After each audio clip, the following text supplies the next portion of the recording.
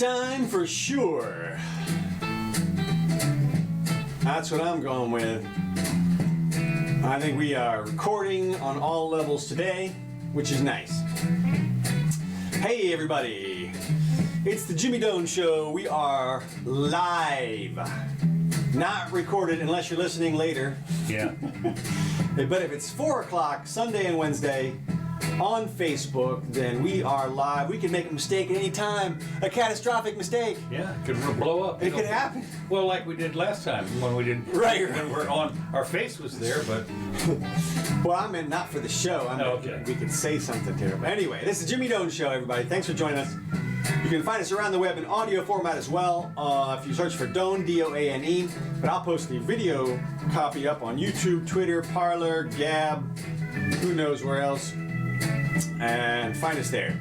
So today is the 29th day of July, coming into the end here. And we're still in the dystopian studio, just for fun. Okay, well, so as usual, everybody's still locked down. That's it. A lot of. I'm wearing my mask. Yeah, right. Me too. And we have 6 feet here. I mean, at least. I mean, we got 1,000 feet. What are you talking about? That's right. Miles. 1,000 miles. Okay, a couple of before I get started here. Gold futures hit $2,000. And that's as much as it's been ever, just about. I think. So they broke through the resistance. They broke through the resistance. Yeah. And there's a lot of reasons for it, but something about the mint has reduced the gold coins that they print out, or I don't know what it is, but the holdings. Silver's over $24. Yeah, that's gone through. That's just in the past couple of weeks. In the last month, it's gone from 15 to 24. Yeah, and Bitcoin. Yeah, 11,170 for all of you. Hold on. For all of those who have one Bitcoin. Yeah. You're up. That's good. That's right. Uh-huh. Okay, well, to the big news today. Actually, there were 2 pieces of huge news in the Congress. Okay. One was today, and the other one was like 2 days ago. Okay. Bring them out. Okay.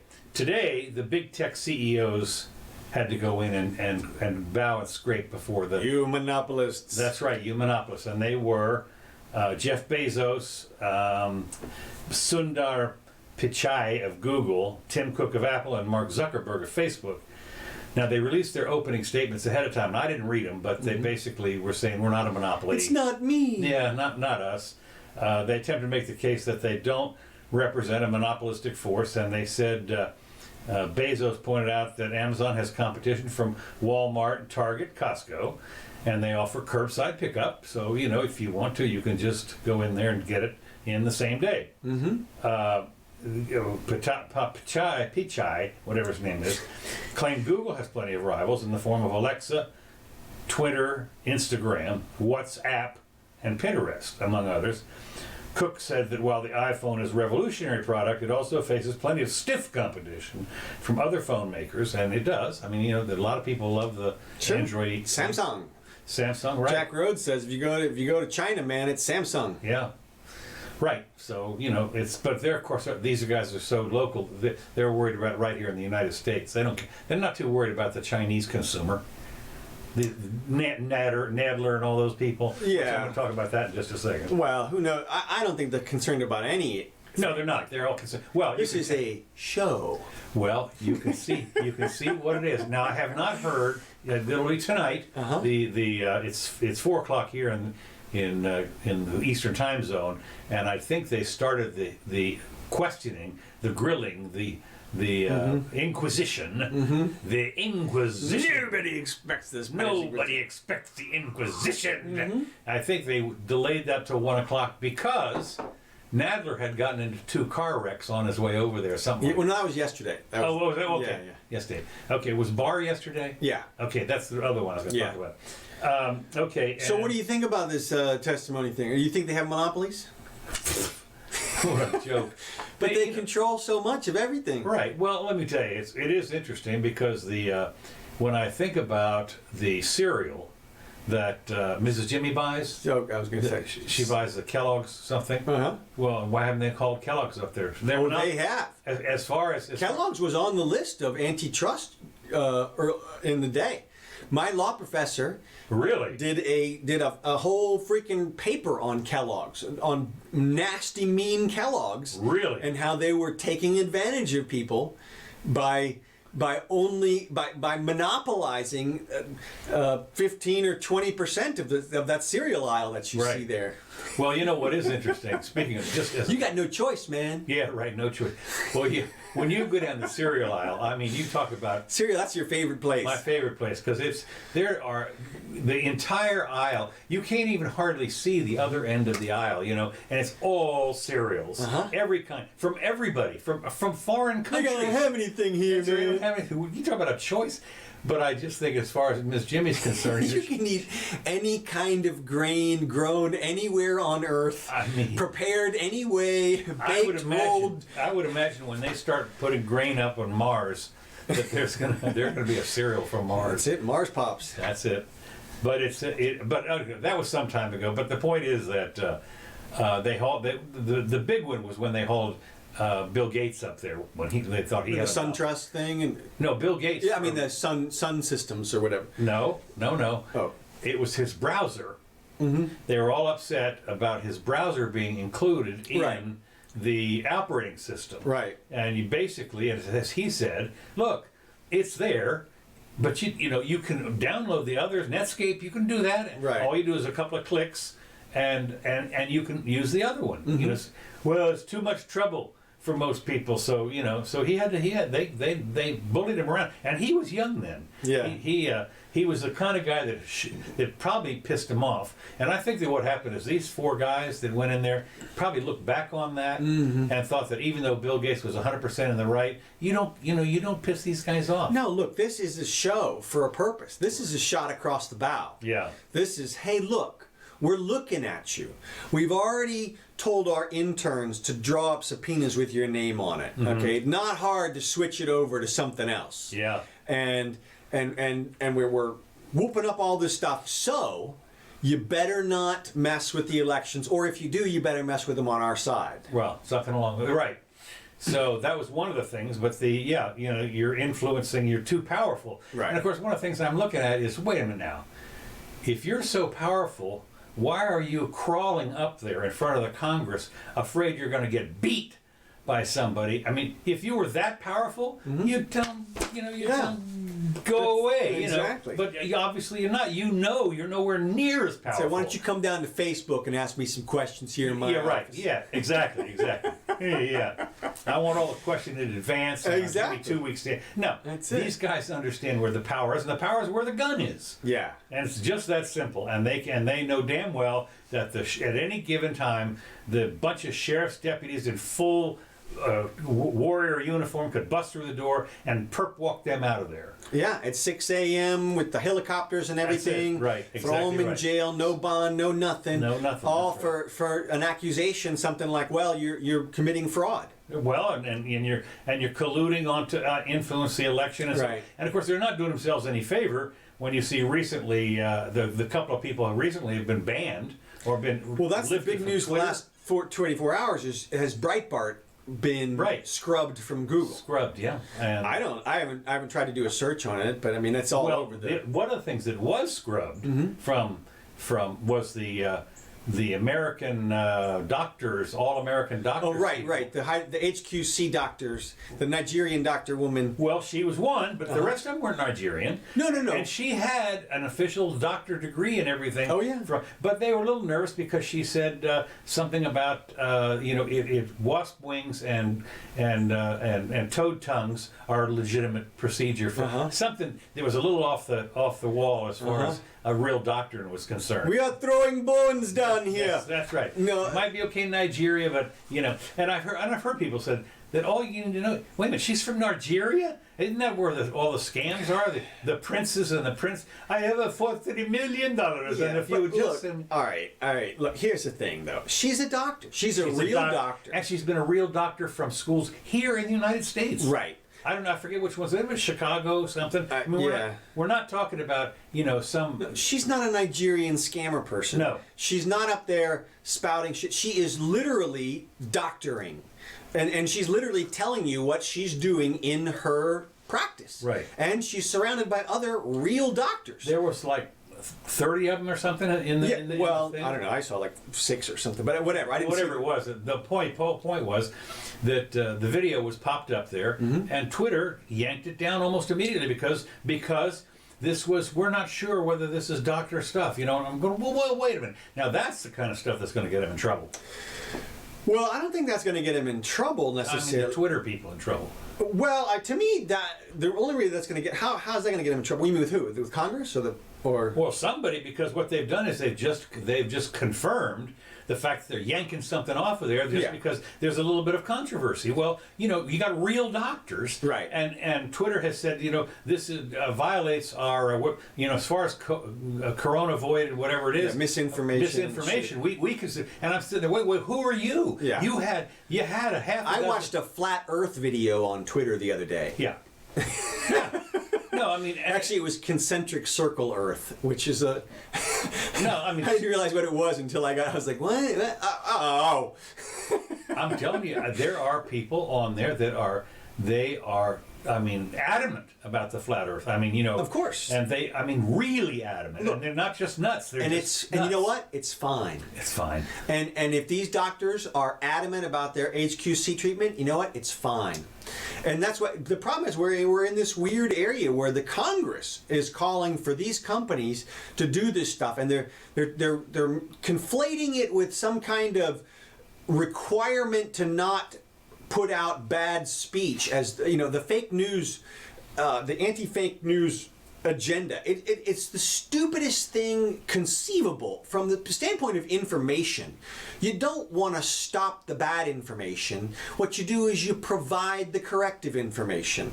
If you don't like what the doctor's saying on there, you put a link to the other stuff, to the other doctors. Yeah. You put a disclaimer on it that says, check out the counterpoint on this other guy or whatever. You don't scrub the whole thing because that makes people suspicious right away. Well, what happened was I did see on the doctor thing, there were a lot of people that basically said, well, what do you expect? She's Nigerian, she's half witch doctor, and you can't believe those people. That was another thing. That didn't get knocked off. Oh, right. Well, and look, and not only that, here the good news about all this stuff is Facebook may have taken it down. That video's everywhere. Oh, no, it is. Everywhere. You can see it on 25 different platforms. Yeah. So where's the censorship? In other words, here's one of those big companies that they're afraid has a monopoly, did their best to bury the video and Breitbart in the last 24 hours, and the only thing that's happened is it's caused us to talk about it. Yeah. And spread those videos. And I see people on Twitter who are like, every time I see this video, I share it, I've recorded it, I send it out to my spam, out to my email people, everything. I mean, it's everywhere. And so you're not going to get away with the censorship. Nobody is. So don't even try.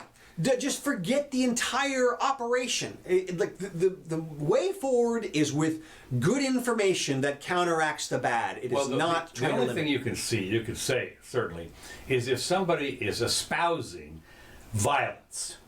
Let's get together with our AR-15s and go shoot the courthouse. That I can understand you take that. Well, and I've said that before. If you believe that somebody is using your platform to commit a crime, right? Oh yeah. Then you report it. Yeah. I don't know if you still take it down though. You report it. Yeah. You let them make the call. Okay. Because they may want it up there. Good point. So you say, okay, look, here's what. Well, you certainly. Let me tell you, the one nice thing about that is if you see something like that on the where let's all go down to the courthouse and so.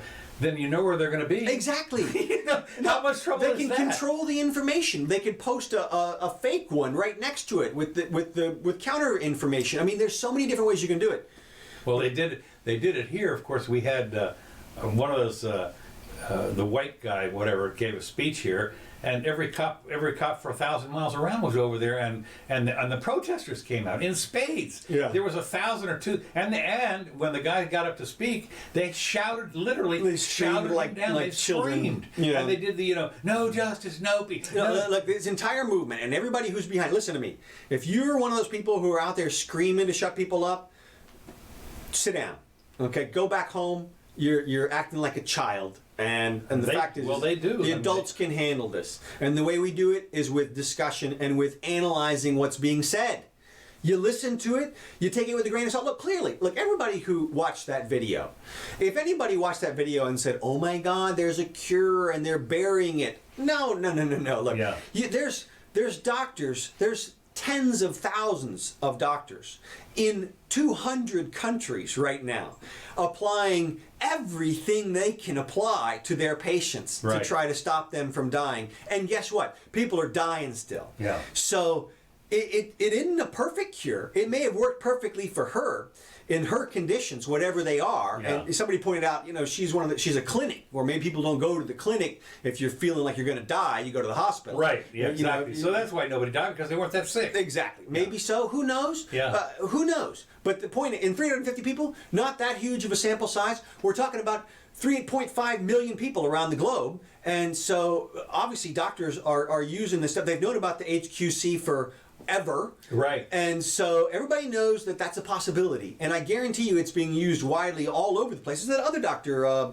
Zimbabwe, or started with a Z, Zabruder or something, that he had his... the same thing. When he came out about 2 months ago, said he's treated everybody with HQC plus zinc plus erythromycin, whatever, and cured 750 people.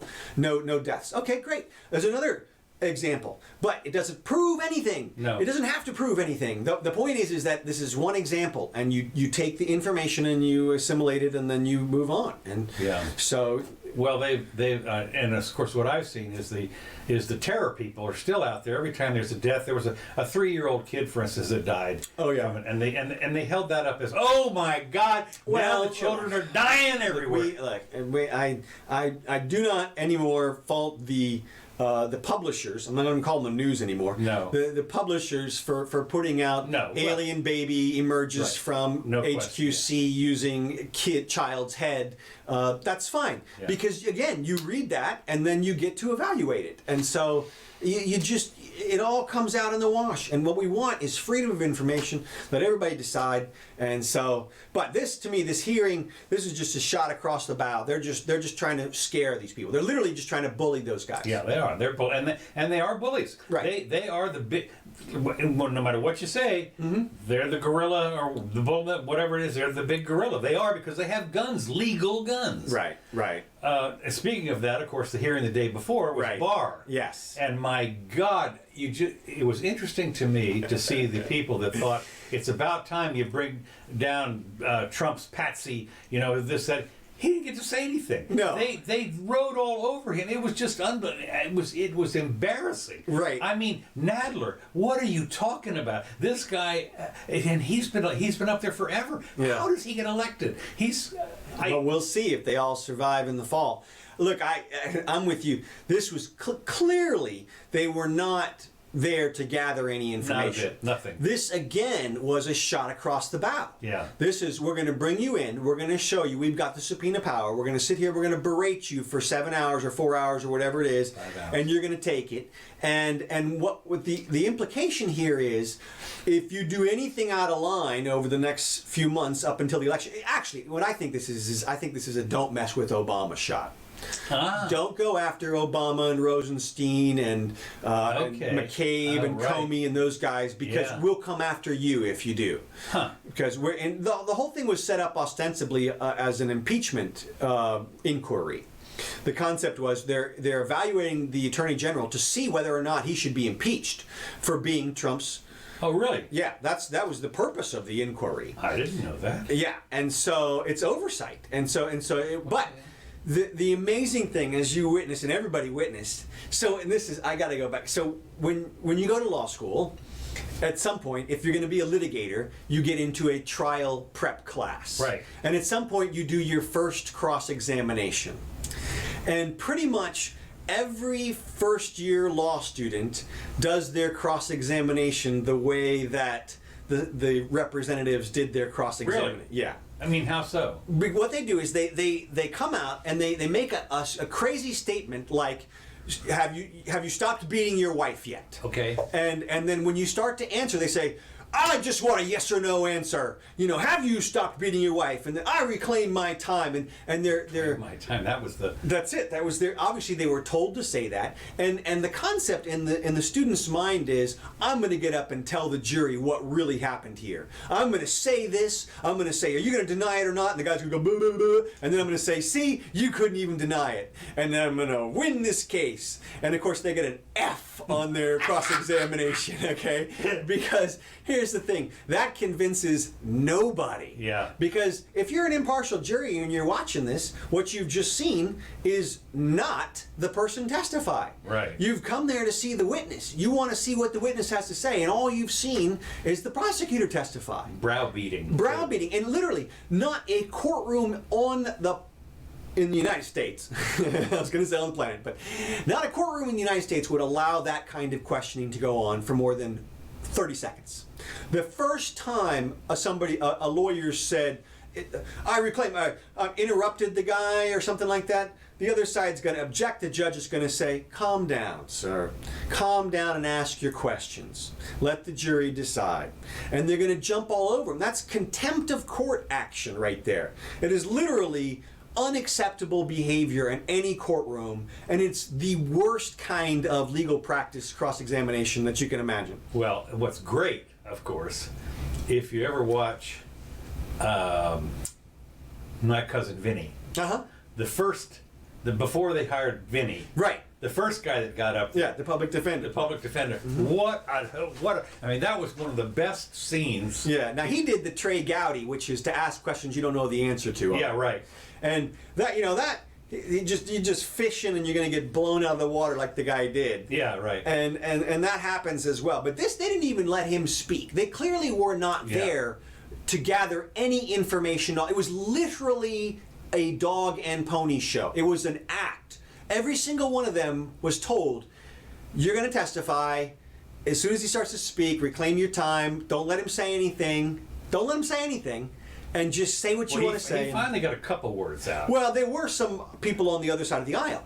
Well, when Nadler, one of those guys asked him, and then started to interrupt him, he said, "I'm answering your question." Oh yeah. Yeah, I'm here to. I'm gonna answer your question.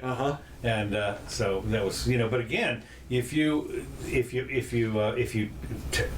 stand up for yourself in front of those guys, they have the power to slap you down. Well, that's the thing, is you can't even piss them off. No. I mean, if you're like, I got to admire Barr for his self-control. Absolutely. To sit there for that kind of time, because I wouldn't have been able to stop my face from making faces and laughing at them. I mean, I would have laughed out loud at them several times. I laughed out loud at them watching them cross-examination him.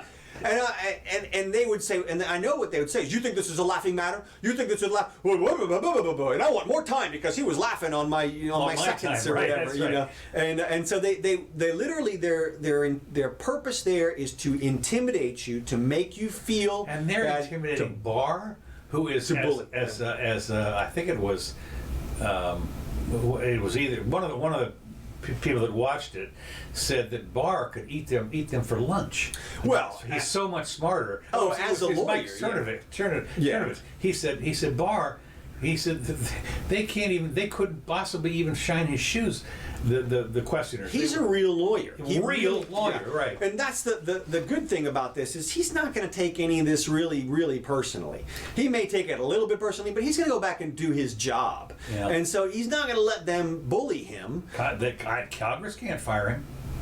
Well, they can impeach him. They could, yes, but I mean, look, they can wreck his life. Yeah. But he's the kind of lawyer who doesn't care about that stuff. He's not in it for the show. Right. He's in it for his job. And he knows what his job is. And I'm sure that he feels like if they come after him for doing his job, he's fine with that. And so, I don't know what they accomplished except for burying themselves a little bit deeper. Yeah, they did. But anyway, that was just amazing to see. Well, yeah, it was, and as I say, it was cringeworthy. Oh, it was so cringeworthy. Oh my God! It was like watching your little 3-year-old on the thing when she pees on the stage. Yeah, but I was just from my perspective, it was like watching a bunch of first-year law students go through it, and you just as the professor just going, oh God, like got a lot of work to do with these kids. Yeah. we're really going to have to talk to them about their manners. So let me ask you a question. Is this when you say that, is this during moot court? Yes. Moot court. Okay. Yes. Because I remember that what they used to do here for homecoming. The law school puts on their own special skits. Oh yeah. And one of them is moot court. And so Yeah, that's what you do. You know, do a little trial. Yeah. But it only takes. It's clear none of these people are lawyers of any merit. I mean, if any of them are lawyers, they didn't practice, or they didn't practice. They certainly didn't do trials. Let me tell you that. I was gonna say, yeah, they're the kind that bring it in here and all. They're the what do you call it? Paperwork. The personal injury. I've got all the official letters to send out. Yeah. Well, yeah, but even those guys are trial. They got to go to trial. You know, these guys are transactional, back of the room, back of the office, bottom of the library type lawyers. If they're lawyers, they had no clue. Look, I bet you most of them weren't, because you all you got to do is know somebody in moot court and have them come out and go, oh shit, I got my ass handed to me by the teacher because I yelled at the witness, you know. Yeah. And it's like, yeah, what were you thinking? I mean, Yeah. you're not going to gain any sympathy from any jury if you yell at the witness. I mean, you badger the witness, it's literally an objection, badgering the witness. Yeah. I mean, it's yeah. And then they did it over and over and over and over and over for 4.5 hours. Everybody got their same shot at it. Right. You know, you maybe this guy will do better. Right. No. Well, it looked like they were all taken in the back room and told what to do. Yeah. By somebody who was equally incompetent. But the point, maybe the point wasn't even to play to the public. Maybe the point was just to jump on Barr's back and say, we're coming after you if you come after Obama and them. So we'll see. I still don't think he'll go after him. We will see. That's the thing. We will see. We still got 100 days to go or something before the election. Yeah. Roughly. Yeah. Now Barr's timeline isn't connected with that. No, I know that. Yeah. But that Congress is. Yeah. And that'll be. That's all they care about. That's all they care about, because everybody in the House is up for election, every one of them. So, yeah. So we'll see. Moving on. Sure. Biden's VP shortlist comes up short, was the thing. Plenty of contenders are fine or even good, but all of them come with a but attached to them. There's no one ideal home run choice, one advisor said. He has a dilemma when it comes to choosing a running mate. The Democratic presidential nominee, and I guess you could say he's the supposed nominee, or to-be nominee, or whatever you want to call it, wants to pick someone who is like him, or at least the way he saw himself as vice president, loyal, trusted, experienced, apolitical. Yeah, I don't know about that. I had that. I'm the vice president of the United States, and I'm apolitical. Right. Yeah. So he wants. I don't like the spot. I'm up here just to do a job here. I had this yellow line here. Like, what? Apolitical. It's a higher loyalty. Yeah, all right. Yeah, the Democratic presidential nominee wants to pick someone who is like, or at least the way he saw himself as over. He's not kidding when he says, I really want someone I'm simpatico with. And ending a sentence with a preposition. Someone he can trust. His experience with Obama was one of genuine closeness and trust. As Biden conducts a series of interviews with a final list of potential running mates ahead of his August decision. Now that's in a week or two. He's got to make his damn mind up. It's 90 days till the election or something. Well, no, but it's also about 30 days to the convention. What convention? Well, the convention where you have to select your vice president. There ain't going to be no convention. Well, how are they? Yeah, there's going to be sort of a convention. I don't know. Aren't they going to have a virtual convention? Send around letters or something, a Zoom meeting. But everybody's going to want to know who the vice. Or just announce it. Just come out and announce it. I don't think they're going to do that. Well, he might. He might. Because you can bet that that's what Trump's going to do.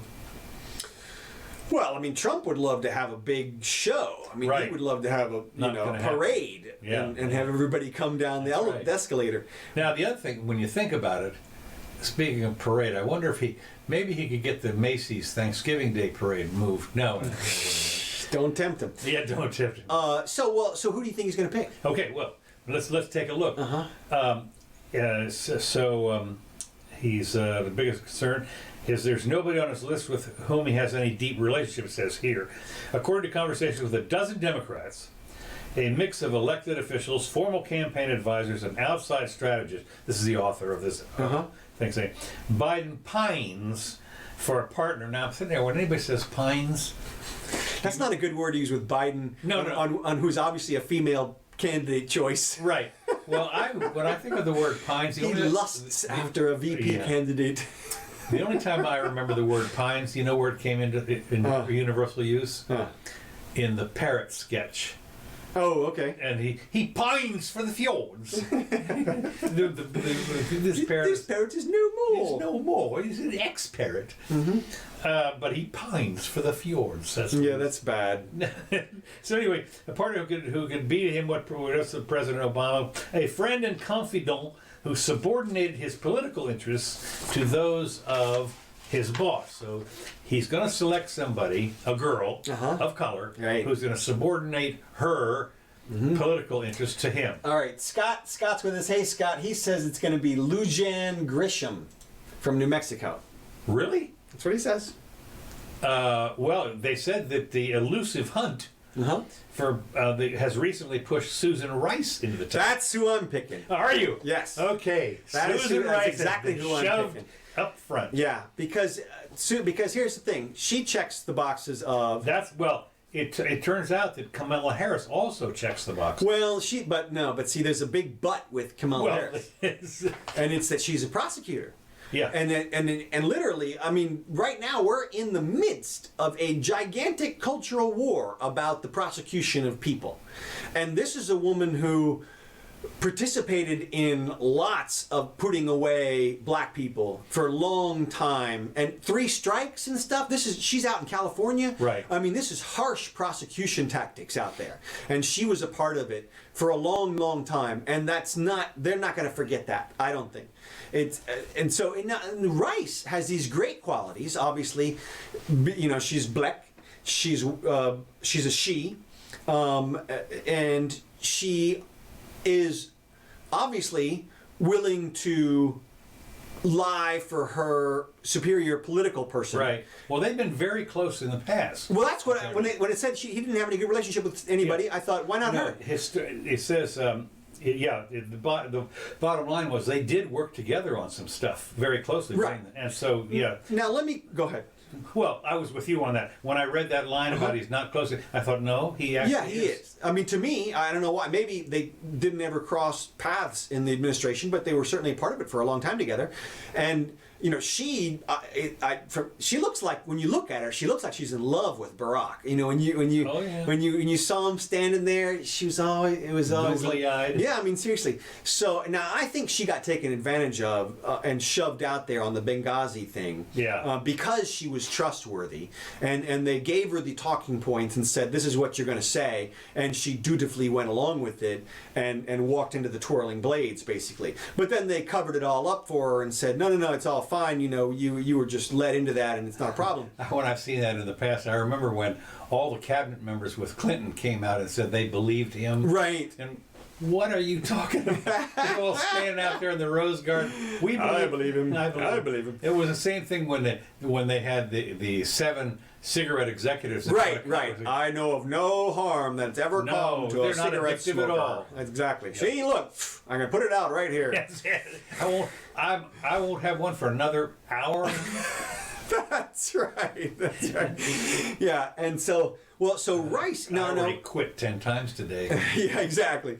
Now Rice is, I think, pretty intelligent. Okay. She was a Rhodes Scholar. Okay. Now, I mean, it's impossible, unfortunately, to know whether or not she was promoted for minority reasons, but she did go to Stanford, and she does have a PhD in philosophy, for what it's worth, political philosophy.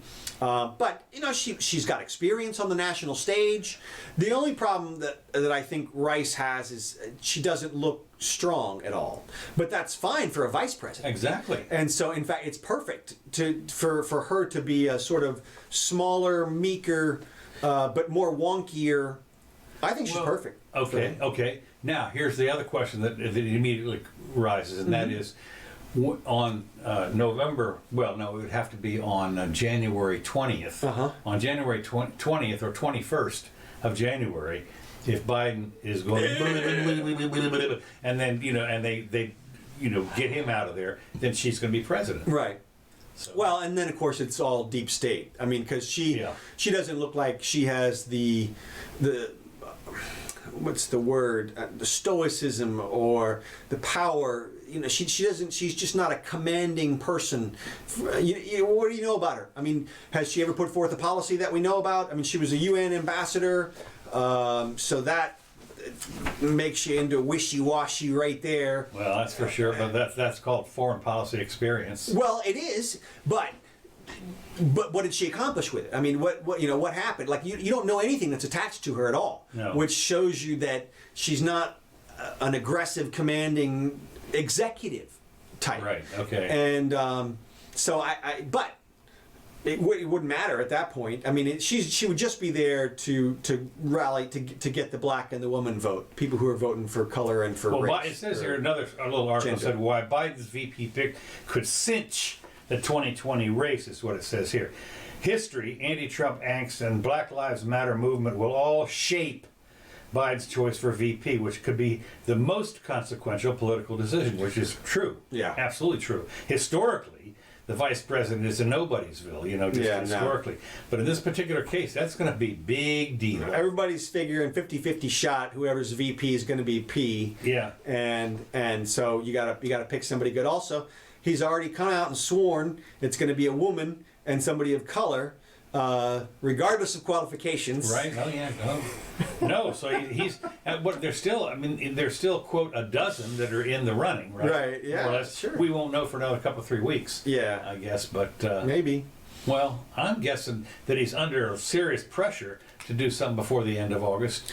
If he were smart, he would pick on November the 2nd. Okay. Or wait till like the week. Well, it's got to be. Unfortunately, you got to have time to do the ballots. Okay. Yeah, I give him 10 days. In 2 weeks or something. Yeah. I mean, whatever the minimum amount of time is, because you don't want that person taking any fire. Right. And if you pick somebody like Harris, man, they're gonna dogpile her. Well, I noticed that I got my sample ballot today. Okay. For the. Is it the 18th or the 18th here? That is the primary. The deadline. Yeah. Yeah. So it's basically 3 weeks. Okay. Ahead of time. Now that had to be printed up. Mm-hmm. So I don't know how long that takes to print stuff up, but I'm certain that everybody had to know who was doing what. Yeah. The final was in there at least a month ahead of the election. No, we're already in the late into the game. I mean, I wouldn't. It's still there's not so much time that it's not going to be a problem. It's like 100 days or something. Yeah. So it's it's in election stuff. That's a short time. When you realize, of course, that people literally were running 4 years ago. Right. On November 8th. Right. Or whatever, the day after the election, they started running. Right now, so if Biden picks somebody who's not black, he loses. Okay. He loses because they'll abandon him in no time, I think. Although I say that, what are they going to do? Go to Trump? I mean, well, when you think about it, in the past, as you know, the 95% is a normal black vote for the Democrat president. Well, not normal, but that's what Barack got. And, okay. Yeah. But I mean, before that, it was 85%. Well, yeah, I think maybe. I mean, it's certainly a huge percentage. It was a given. Yeah, but the way that Barack won is because all those black people came out of their homes and went and voted. Yeah, okay. And I don't know that if Biden picks a white girl. Well, okay, but maybe. Well, except there's a lot more white women than there are black women. But yeah, but it's the perception. But the other thing is that if he picks a woman, then are all the women going to come out and vote for him? Well, look, there's a group of people out there. They tried this already. Yeah. With 2 women as vice presidents. Sure. Yeah, I know. God, what's her name from Alaska? Oh, yeah. What are you thinking? Well, she was pretty. She was hot, but what a dope. I mean, just you could have picked anybody. I mean, but it was McCain. I know. But it's like you pick somebody who at least sort of fits the bill. I mean, I know she was a governor, but I mean, come on. It was like she had executive experience. She's as qualified as Stacey Abrams. Well, that's true. Who has no experience. Which, God, I hope he doesn't pick her. But she actually can talk. Now, the one thing I'll say about Stacey Abrams is she can speak. Okay. And so, if you're going to sit in your basement and just release speeches and stuff, she's articulate. Now, of course, she says stuff that's total commie stuff. Right. I mean, when you hear her talk, it's, capitalism is horrible policy, and if we can just get to socialism fast enough, we'll be all good. And I mean, Well, she's also of. I don't know if she's the Black Lives Matter person, but she certainly is the voter suppression thing. No matter what happens, Oh, yeah. it's all voter suppression. Sure. I mean, that's the first words out of her mouth are voter suppression. well, look, her whole identity was tied up in that Right. loss. Yeah. I mean, she was a city council member, and all of Yeah. a sudden she loses the governorship, and then people are saying, well, you could be president if you Yeah, hadn't right. been robbed, and now she's like, and it's like, no, you can't. We had our supervisor of elections here, Kathleen Harris, or whatever. Yeah. When she started all of a sudden lipstick coming out all coiffed. Yeah, exactly. Oh my It's God. like, come on, man. Yeah. Don't. Oh my God. Don't go there. You get promoted. I mean, you talk about somebody being promoted above their pay grade. Exactly. Well, all those people fit into that category. Yeah. I like I said, I think he better pick a black woman, not even Indian or not even a minority. Don't get Hispanic. None of this Maisie Hoano, whatever, from Hawaii or whatever. Yeah. No. And no.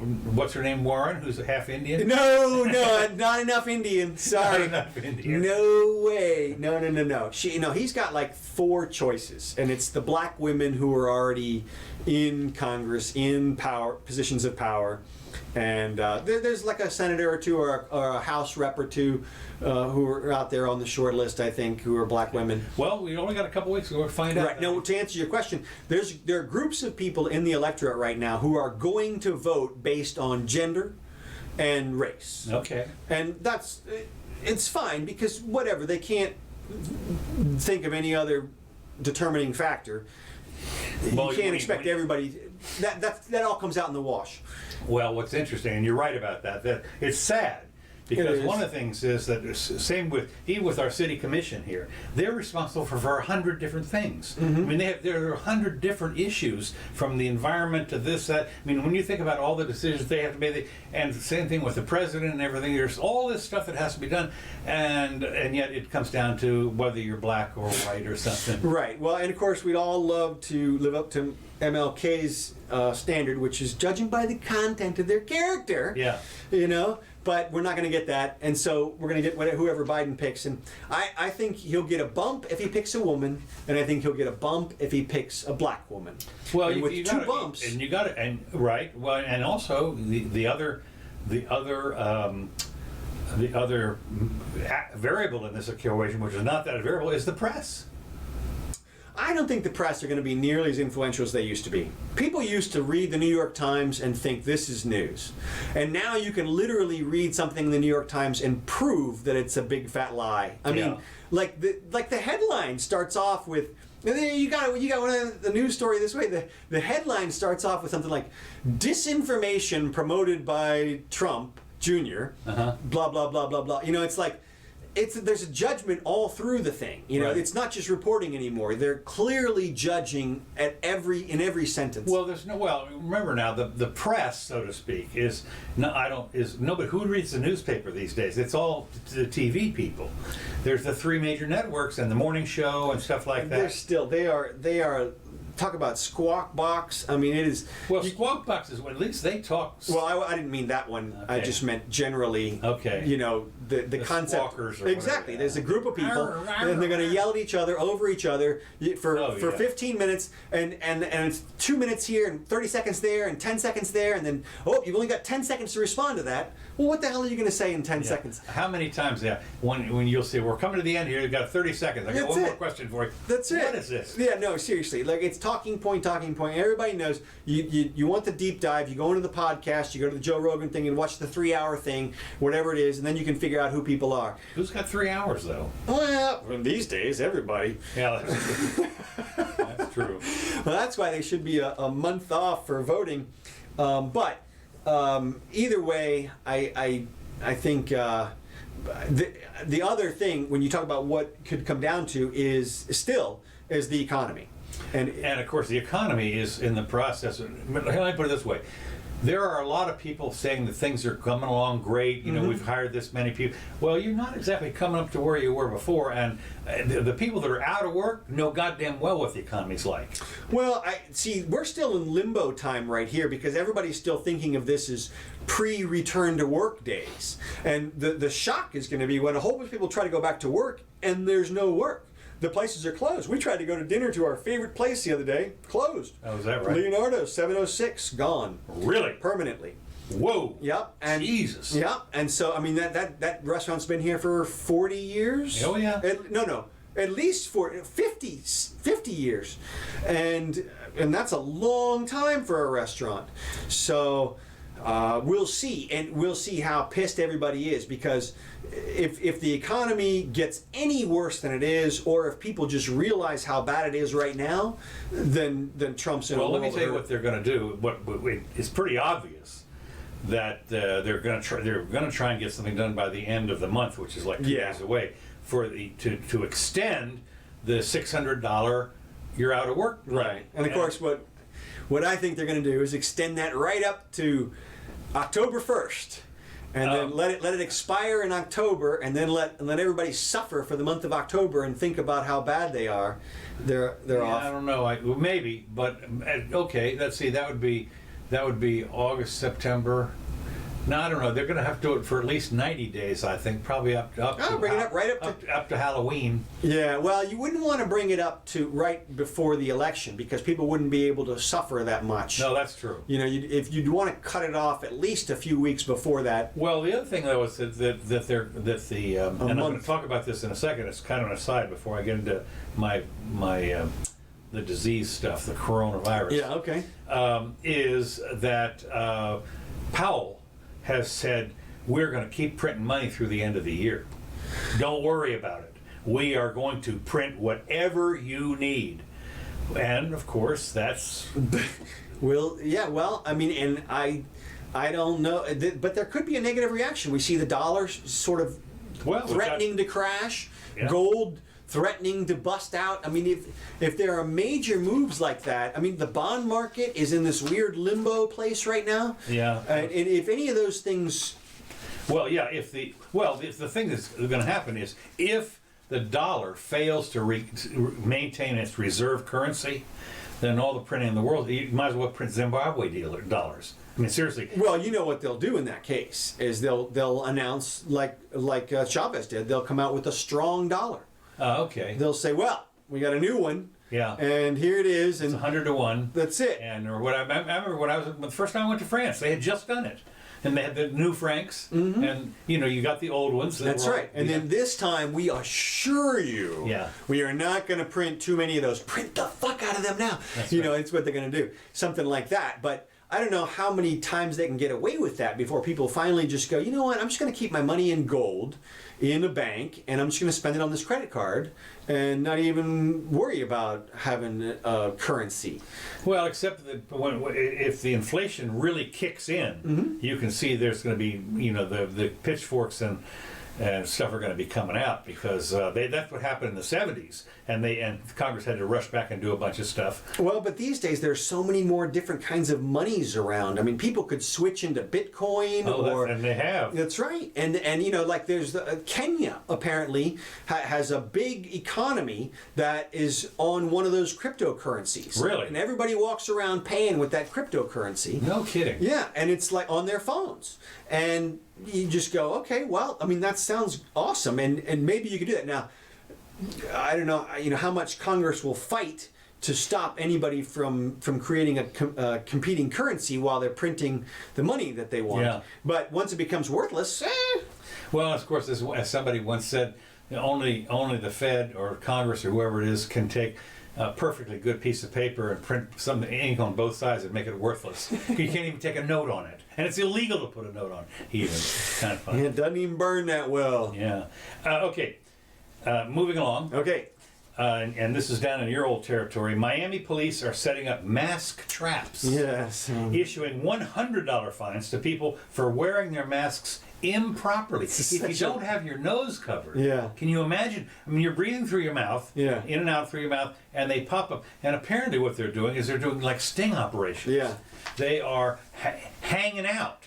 And and there's this one lady here who said they have a mandatory mask ordinance, which comes with a $100 penalty. They on Thursday, last Thursday it would have been, they issued 162 citations. And of course what happens is, if you improperly lower your mask to sip a drink or remove your face covering outside the store, they hustle on up to you and hand you a citation. Right. And so this one lady, she said, let's see, she was in the grocery store, and she went over to her car to put her groceries in the car, and because nobody's shopping hardly any, the parking lot was empty. He hauls up there and issues her a ticket because her mask, she'd taken off her mask, I guess, to get into a car. Well, we played the video last week of the two guys giving somebody outside of a gym a ticket for going outside using the phone and not having his mask on properly, as they say. Yeah. Kind of like the way Fauci had his on, and that. Well, now Fauci, I thought they were calling him out. That was stupid. Yeah, I agree. Because he was in the upper thing with people that he knew. That he was nobody with every day. Nobody any place around anywhere. Well, that's the point. The point is that if you're gonna, you got to be consistent. Right. And this whole thing. Look, where everybody's tolerating the mask thing because of the sneeze thing and because of the projection thing. That is to say, if I'm sitting here talking to you and I got a mask on, the air is coming out, but it's being blocked and it's going like up and around. It's not going straight towards you. Okay. So it helps a little bit.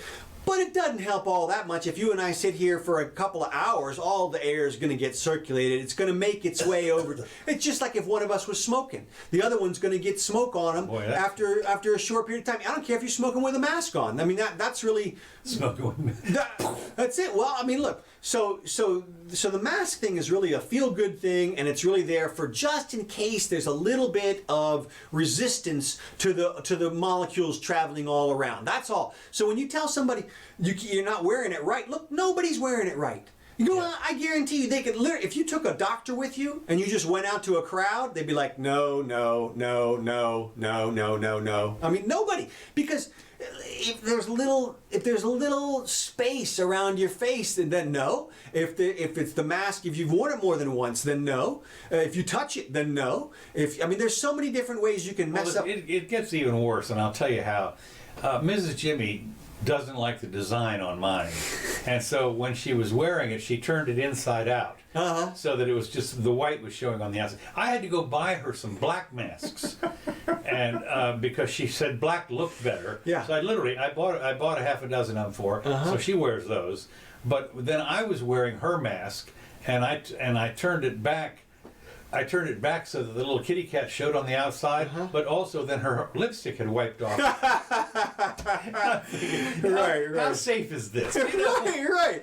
No, look, this is a joke city. Everybody's doing this. You're humoring your friends here. We're humoring the people who are really, really concerned. Some people are really, really concerned. I have an acquaintance of mine. I think I've mentioned before. Yeah. Nice guy, but I have several friends who are panicked. And Miss Jimmy has some clients. Yes. That literally. Yes. He was working in the yard, and they were like, you need to wear a mask. Yeah.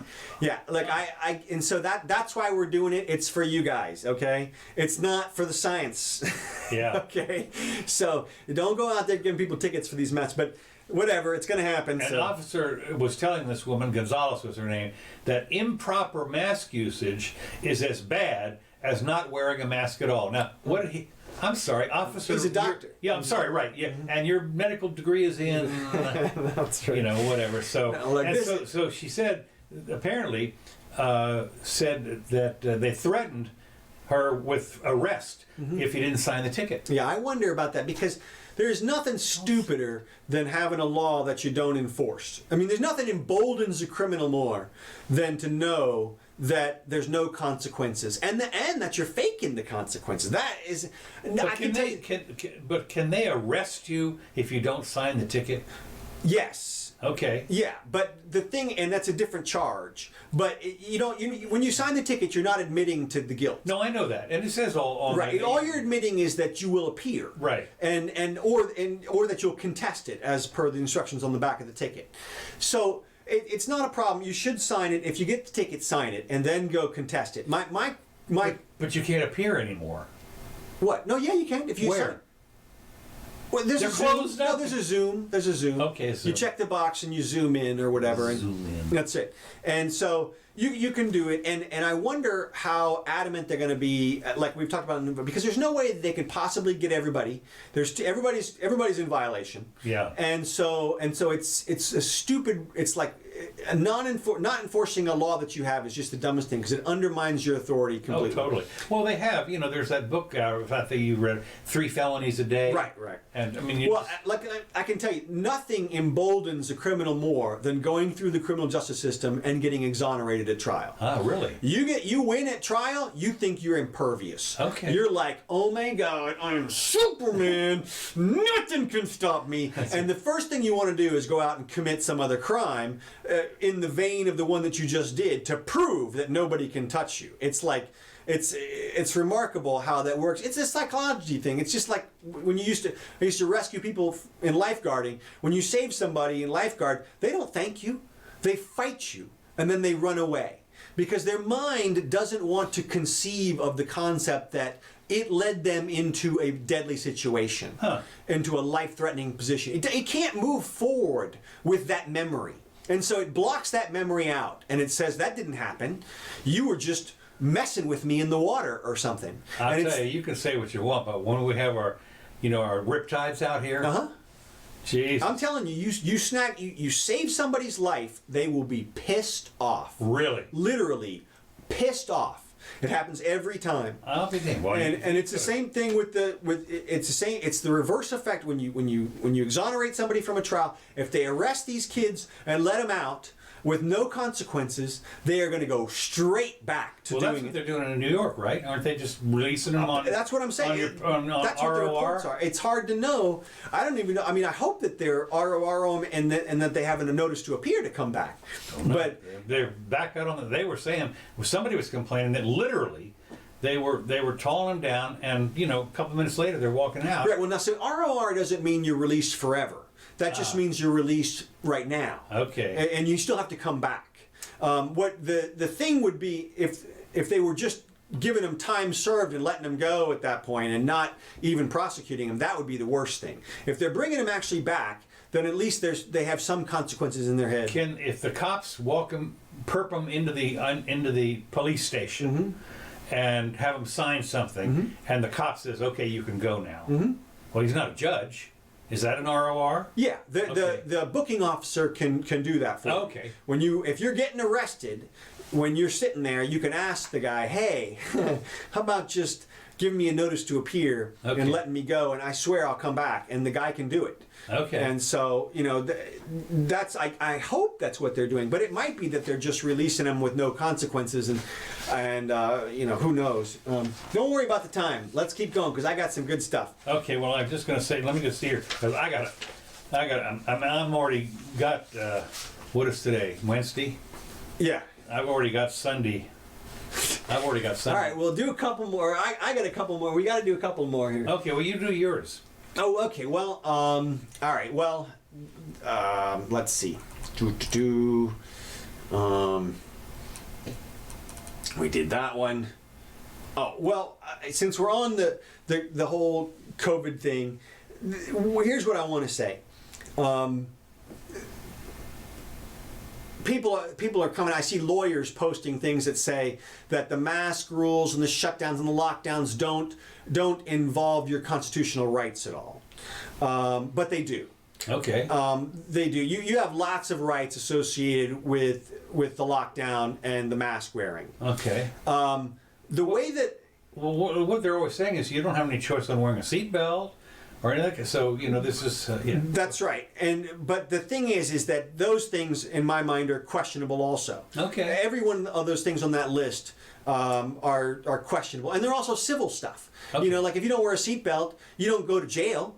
They just give you a ticket. Yeah, big one too. Well, yeah, and it's the same thing with all the other code violations. People talk about, well, we have code makes us do this, makes us do that, makes us wear a seatbelt, makes us eat at food restaurants that's cooked the food properly and all. Look, you would do that stuff anyway. 99% of everybody would do that. You don't need a law for that stuff. The restaurant's going to serve you good food. You're going to wear your seatbelt. I mean, that's going to happen. So you don't need those things. But the important point that I want to make here is that there are small.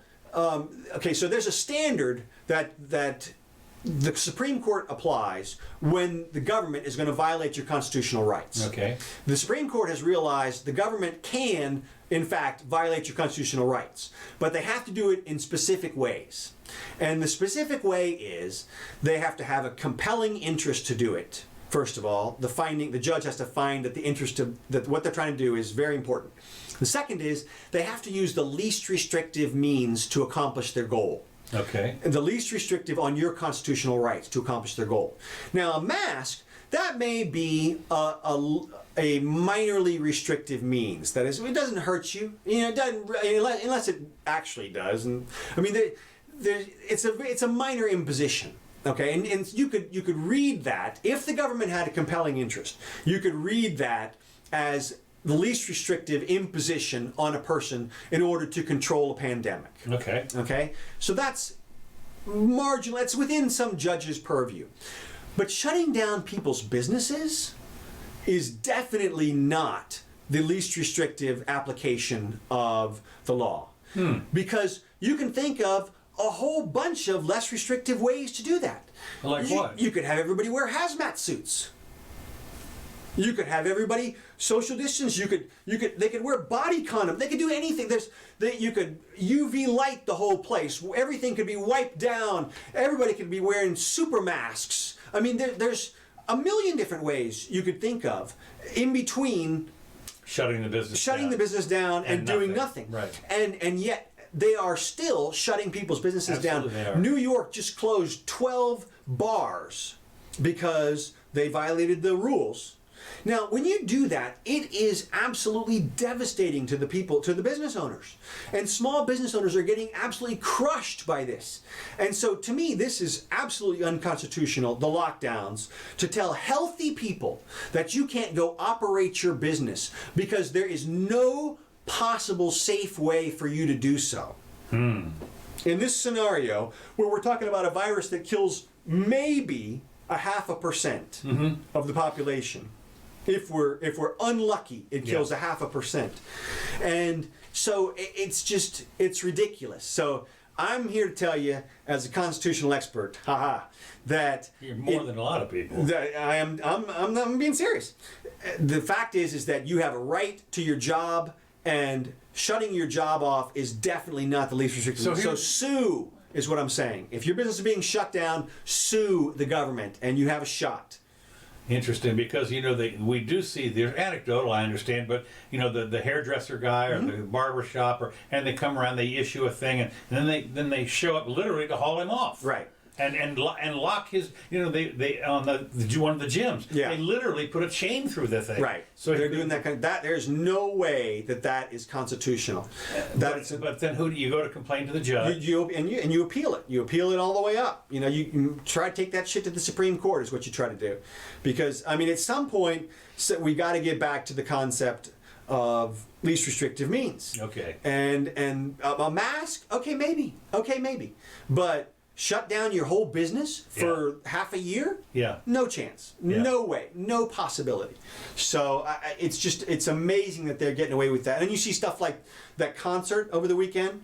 The Chainsmokers, that's a band. Yeah. They had a big concert in... when I saw that, I thought, Jesus, you mean there's still chains? Honestly, I was bamboozled. I said, what is going on here? This is these a club? Chainsmokers. Right. So they had a party in the Hamptons. They're a big concert. And I guess de Blasio or whoever lost their minds over the whole thing. Because the governor did. Okay. It was the governor, and Cuomo, of course, where's Cuomo? Okay. He lost his mind, number one, which is kind of interesting. Very ironic, because he had been out there with the bicycle guy before with no mask. With the bicycle guy. That was the one I think we talked about it. There was he had a run-in he was out there showing Oh, right, yeah, Field's yeah. new house, and the bicycle guy says, "You're not wearing a mask or something," and Cuomo jumped all over it. Yeah. And so that was one thing, and then of course here we are, and it turned out that one of the people was a city council member or somebody high up in the government. I forget what his name actually is, but he was the DJ at this. Yeah. thing. No, he was a Goldman Sachs person. Goldman Sachs, that's right. And the name of his DJ name is Gold J or something. I mean, whatever it was. And he was so anyway. It turned out that it was apparently this was like a rave. It was supposed to be. It was promoted as all safety in your car, blah, blah, blah. But it got out of control. There was 2,000 people there and the DJ, and they were partying their brains out. Right. And so I just thought it was interesting that they were not going to tolerate that. But if you need to protest in 10 times these numbers, that's okay. Now, they are bagging people off the streets in New York these days. Really? Yeah. I don't know who's doing it, but there's one video. Even other than just the regular old mafia people? Yeah, and it's too bad. I had a video. I don't know which one it is exactly. Let's see. That'd be kind of scary. You're walking down the street, and the van opens up, and two people jump out and take your and haul you. What are you thinking? You know, are you going to fight? Yeah. Well, that's called resisting arrest. Yeah, exactly. You know, you're not going to fight, and the fact is that you can't, and the people get backed up by NYPD. You know, it's impossible to tell who it is who's doing the bagging. Boy, and that's the truth. But it doesn't even look like they've got. This is it right here. They just grab somebody off the street here and throw them in this minivan. Now, what's interesting is that these guys don't have. It doesn't look like badges or anything. It's like they just could be just random mafia, like you said, just grabbing somebody. We don't need no stinking badges. Exactly. And the only way you know they're official is because all the New York PD come around here and help them out. Okay. And all these guys in green on the bicycles. So I don't know why they got like a troop of bicycle cops. This is kind of weird, but maybe New York. I don't know. Well, and yeah. they've got these how else are you going to get around? Modified, on a horse. These modified helmets with these chin guards on them, so they don't get punched in the chin here. But interesting. So they are arresting some people, but clearly they're not exactly cracking down on the riots or the protests or whatever at this point. So all right, I still got another thing here. This one's important here. Let's see. Well, maybe we could save that one for let's see. Dead air. Yeah, right. I know. Well, look here. Here's an image of Sweden. I saw that. Yes. Yeah. Now you don't need any more proof than that. No, not really. It doesn't look like it. So we'll see. Now, are those are the cases or the deaths? This is Confirmed? dying. Yeah. Dying. Okay. Yeah. So it goes down to 0. It pretty much looks like, and it looks like it stopped. The last date of this graph is the 18th of July. So that was the full 11 days ago. So there's probably some better information now already. So all right. This is my last thing here. Okay. This is a picture of the Yangtze Valley, the Yangtze River Valley in China. Okay. If you look in the bottom left corner here, you'll see in the insert. This is all of China and the Yangtze Valley as an insert here, and you'll see how big and how much of China it covers. It's pretty much a quarter of the country here. It's a huge portion. Okay. And this is where all the people live, is around this river. And in fact, $6.5 trillion worth of economic activity comes through this river. Whoa, that's a lot. It's half of all of their. It's half of ours too. Well, yeah. Okay. We're our activity is 14 trillion. Well, I think we're up to 20 or something. Okay. What's a third of it anyway? Yeah, it's a lot. Okay, now up here, about 2/3 of the way through the country, there's a dam. A gigantic dam, which was built over a decade. And it just got finished in 2015. This is the Three Gorges Dam. Three Gorges, I've heard about that. Yeah, and apparently there's some risk that it... Exactly. What's been happening is there have been literally like biblical floods or rainfall for a while now, and they're building arcs, whatever. The water level in the dam is like 100 feet higher than it normally is. Ooh, and they still have like another month and a half or so of rains to go. So there is apparently, according to some estimations, something like a 30% chance that this dam could fail. Mm-hmm. If this dam fails, What happens is, within an hour's time, you have basically 10 million people washed away. Within another 5 hours' time, another 5 million people 5 meters underwater.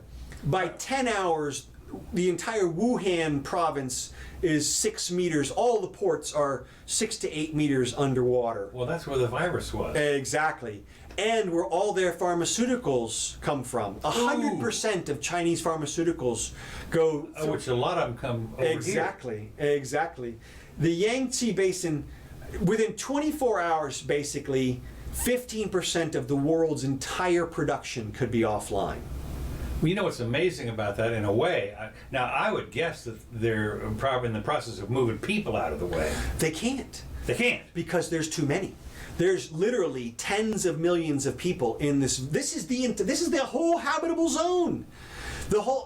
China has long been plagued by floods, as you know, and they've had, that's their big disaster, and it happens all the time, and that's the rice fields and the whole 9 yards, and that's why they built the dam, was to control all of that. Nice job. Exactly, and they may have created the biggest catastrophe in all of mankind. Literally, if that dam breaks, it will be the largest disaster ever in terms of numbers of people and economic activity. Right, I was and going to say everything. that because I know that they have 2 or 3 others that were natural disasters. Mm-hmm. They had 800,000 people die in an earthquake once, and I think they had 1 million people in a flood or something. But you got to get up into famines before you get to the type of numbers we're talking about. That's true. I mean, you got to get up to the Gulag Archipelago kind of numbers. Well, in the Ukraine, they were like 8 million or 10 million died. Exactly. That's the kind of stuff. Thank you, Stalin. Exactly. Yeah. And that's the kind of stuff we're talking about. And this thing could fail anytime. We could be talking about it right now. It could be people be like, "Get out of the way," or whatever they say in Chinese. Yeah. And so, I don't know. Just thought I'd throw that out there. This is the. So this would be. Well, this would be bad news for the world. Oh my God! And not only that, but as you well know, one of the biggest precipitators to military conflict is economic collapse. So which way is this thing going, by the way? To the right. Okay, I was going to say that. There's nowhere else for it to go but to Shanghai. That's the problem. Is that all of this water will go to Shanghai, and you can see this is the height. The color coding tells you the height of the land around the river. And it shows you all that in pink is just going to be gone. If you look at this line right here, at 100 feet, at 100 meters, excuse me, is how high the water is at the top of the dam right now. So when that water goes, I mean, when you think about it, one of the things I remember when I was first learning physics about water and so forth, mm-hmm. and they said, what's the pressure per square foot? And you have a tube that is like a straw, a mm-hmm. glass straw, and it's maybe 1 foot or 2 feet tall. And then what's the pressure per, or maybe, I don't know, 10 feet tall, but what's the pressure at the bottom? And or you have an aquarium mm-hmm. that's 2 feet by 2 feet, right. And it's the same height. And so what's the pressure per square inch? It's the same. It's the same per square inch. The pressure at that, if it's a 2 foot high in a straw or 2 feet high in an aquarium. Now, obviously, overall, it's a lot more than that. But one of the things that I have noticed is when you see an aquarium that is like in a restaurant or something, do you know how thick the glass is at the bottom? It's thick. I mean, it's 1 foot or 2. It can be well over 1 foot thick in order to hold. And this is an aquarium that maybe is 10 feet tall, or so, I mean, the pressure is unbelievable. And so here, at the bottom of that dam, if you've got 100 feet of water. Yeah, 100 meters. 100 meters. Oh, I'm sorry. 100 meters, he said. Yeah. And I think that's 100 meters over and above the normal top of above the flood stage. Yeah, exactly. So, I'm throwing numbers out here, but the point is that it's a possibility. And so watch out. And Well, here's the deal, and of course this is a documentary, the World War II documentary where they they were going to blow up a bridge. yeah, oh yeah, I was just gonna say. And then the guy says, "You can't blow that bridge up." I said, "Why? You know, you would just go poop through."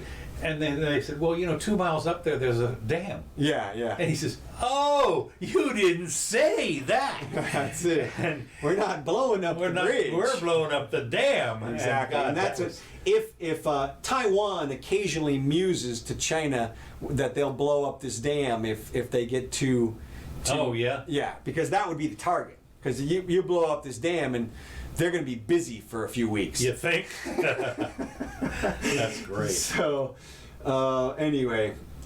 All right. All right. Is that what you got? Yeah, that's all we'll do. And we're definitely over. No problem. No, it's no problem because I'm 40. Unfortunately, I'm about 3/4 prepared for next week. for Sunday. Yeah. Okay, cool.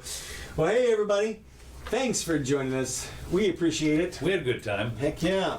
whether you did or not. We did. This has been the Jimmy Doane Show. Thanks, Kevin McLeod, for these tracks. We appreciate it. We'll be back on the, let's see, the 2nd, right? 30th, 1st, 2nd. So, 29, 30, 31. Yeah, the 2nd, right? all right. I'm Chancellor Curtis. It's the Jimmy Doane Show. See ya.